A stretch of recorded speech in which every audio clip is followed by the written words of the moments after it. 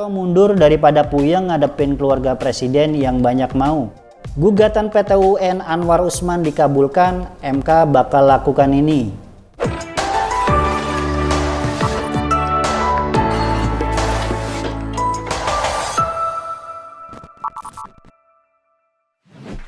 Halo Sobat Negeriku, jumpa lagi di reactionjpn.com. Ada cerita di balik berita. Kembali lagi bersama gue, Anam. Reactionjpn.com kali ini kita akan membahas beberapa berita terpopuler, di antaranya mulai dari kasus hukum, politik, hingga berita viral. Kita awali dari berita kelima, yang itu berita terkait kasus pencabulan yang baru-baru ini kembali terjadi. Nah, berita ini datangnya dari wilayah Karawang. Judul beritanya yaitu begini modus pimpinan Ponpes di Karawang mencabuli puluhan santriwatinya. Diketahui sebanyak 20 santriwati di pondok pesantren yang terletak di Kecamatan Majalaya, Kabupaten Karawang diduga menjadi korban pencabulan oleh pimpinan pondok pesantren. Adapun modusnya yaitu dengan memberikan hukuman kepada para korban. Sementara itu, Uus Hidayat selaku anggota LBH Sangga Buana yang juga mendampingi para korban mengatakan, aksi pencabulan itu sebagian dilakukan di wilayah pondok pesantren dan sebagian korbannya diketahui telah keluar dari pondok pesantren tersebut. Total ada 6 orang santriwati yang melaporkan dugaan pencabulan kepada tim kuasa hukum.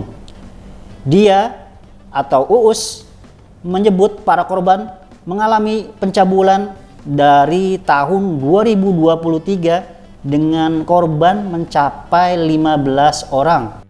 Wow.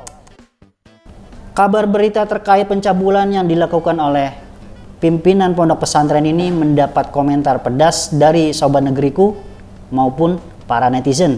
Salah satu komentar itu datang dari akun bernama Siti Talita. Siti Talita mengatakan bahwa kenapa sih Ponpes yang seharusnya jadi tempat belajar agama diisi oleh manusia bejat yang berjubah agama? Mengerikan sekali ya. Mau jadi apa generasi kita kalau dirusak oleh orang yang mengaku beragama? Komentar lain juga datang dari akun bernama Fahreza Simanjuntak dengan komentar, oleh karena itu jangan terlalu mendewakan tokoh agama atau yang mengaku agamis. Mereka juga manusia, sama seperti kita melakukan dosa dan maksiat. Gue setuju dengan komentar dari kedua Sobat Negeriku ini, yaitu dari Kak Siti Talita. Komentar gue pribadi terkait kabar pencabulan ini, ya buat kita untuk lebih hati-hati dimanapun kita berada ya. Khususnya buat para orang tua untuk lebih mengawasi anak-anaknya dalam menempatkan di mana dia mendalami sebuah ilmu, baik itu pendidikan maupun pendidikan moral, juga pendidikan agama. Berita keempat datang dari dunia politik yang berjudul Idrus Marham dukung Bahlil gantikan Airlangga jadi ketum Golkar. Ketua Dewan Pembina Bapilu Partai Golkar Idrus Marham mendukung Menteri Investasi Bahlil Lahadalia sebagai ketum partai berlambang pohon beringin untuk menggantikan Airlangga Hartarto. Ya, saya dukung Bahlil karena saya tahu itu adik saya dan saya tahu dia, ujar Idrus. Who are you? Ex-sekjen Golkar itu bahkan mengklaim arus bawah dan atas sudah mendukung Bahlil sebagai ketum partai berkelir kuning, termasuk adanya dukungan dari 34 DPD partai tingkat provinsi. Kabar masuknya nama Bahlil ini sebagai calon ketum partai berlambang pohon beringin ini dikomentari oleh akun bernama Morat Marit yang mengatakan, kasihan Golkar, partai tua yang mau aja dipermainkan orang luar. Paham kan maksudnya siapa orang luarnya? Komentar lain juga datang dari akun bernama Sevanya34 yang mengatakan bahwa Idrus Marham sudah lama nggak muncul, sekalinya muncul langsung ribut. Airlangga udah benar mundur, biar aja Golkar goyah dipimpin Bahlil. Masih di reactionjpn.com, kita lanjut dengan berita urutan ketiga yang baru-baru ini viral. Berita itu berjudul, viral operator SPBU di Denpasar pungut biaya 5.000, Pertamina mengatakan melanggar SOP.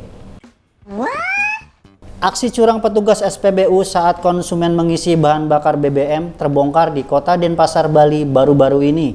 Seorang konsumen mengeluh saat mengisi BBM di SPBU yang berada di Jalan Pulau Komodo, Dau, Puri Klot, Denpasar Barat dan ditarik biaya administrasi sebesar Rp5.000. Emang apa sih nggak boleh? Keluhan itu sempat viral dengan beredarnya sebuah video yang berdurasi 27 detik. Terkait viralnya video tersebut, pihak Pertamina Patraniaga Regional Jatim Balinus langsung melakukan pengecekan ke SPBU terkait.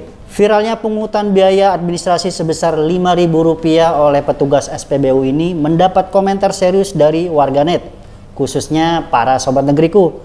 Ini komentarnya datang dari salah satu akun bernama Delia Asman yang mengatakan bahwa contoh pemerintahnya korup, rakyatnya jadi meniru. Si pelaku seperti itu karena dia melihat orang lain di luar sana, pejabat melakukan hal yang sama, korup sama duit rakyat. Oke. Komentar kedua datang dari akun bernama Eva Koit yang mengatakan, nah lo bayangin Rp5.000 dikali 150 kendaraan dalam sehari, lalu dikali seminggu, dah nyayur banget itu.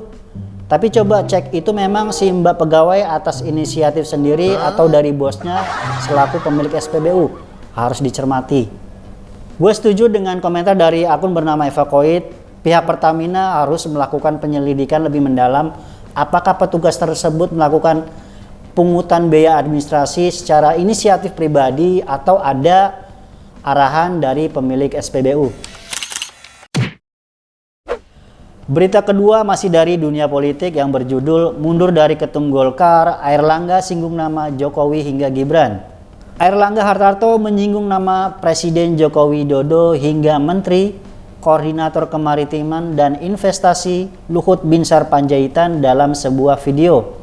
Airlangga mengumumkan pengunduran dirinya sebagai Ketua Umum DPP Partai Golkar mulai minggu lalu. Dalam video resmi yang disiarkan Partai Golkar, Airlangga menjelaskan alasan dirinya mundur karena ingin menjaga keutuhan partainya dan memastikan stabilitas selama transisi pemerintahan. Berita terkait mundurnya Bapak Airlangga Hartarto ini dan menyinggung nama Presiden Jokowi mendapat komentar dari sobat negeriku dengan akun bernama Gisda16. Airlangga Hartarto mundur daripada puyeng ngadepin keluarga presiden yang banyak mau. Ya nggak sih? Ya nggak tuh? Komentar lain datang dari akun bernama Konoha Wakanda. Gara-gara ambisi keluarga presiden, semua direcokin. Ini Orde Baru Jilid 2 yang dikemas pakai main cantik ya.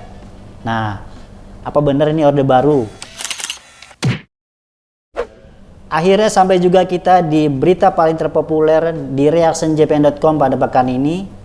Berita itu berjudul Gugatan PT UN Anwar Usman dikabulkan, MK bakal lakukan ini. Mahkamah Konstitusi bakal membahas putusan Pengadilan Tata Usaha Negara atau PT UN Jakarta yang mengabulkan sebagian gugatan Hakim Konstitusi Anwar Usman yang diketahui merupakan dari paman Gibran dan Kaisang.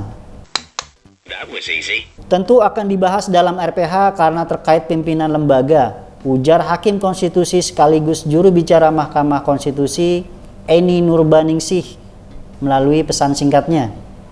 Eni juga mengatakan bahwa dia baru mendapat informasi putusan PT UN Jakarta tersebut via daring dan belum mendapatkan salinan putusannya. Kabar berita terkait gugatan PT UN dari Bapak Anwar Usman ini dikomentari oleh sobat negeriku dengan akun bernama Handoko Majid yang mengatakan, mantap, Paman Usman kembali lagi untuk membela kepentingan keluarga Jokowi. Hore, keluarga Jokowi sukses bikin negara morat-marit. Terima kasih ya yang setia dukung keluarga ini dan antek-anteknya. Kalian bagian dari kehancuran negeri ini. Komentar lain juga datang dari akun bernama Asmara Ganda. Komentarnya, cie, Paman Usman jadi ketua MK lagi karena ponakan Kaisang mau maju ya. Siapa tahu kalau kalah bisa dibantu Paman di MK. Cihuy. Nah, itu dia 5 berita terpopuler di reactionjp.com pada pekan ini. Jangan lupa buat kalian like, comment, share, juga subscribe akun YouTube jpn.com. Download juga aplikasi jpn.com di Play Store maupun di App Store. Gue Anam, salam HUT RI ke-79, Nusantara Baru, Indonesia Maju. Merdeka! Bye!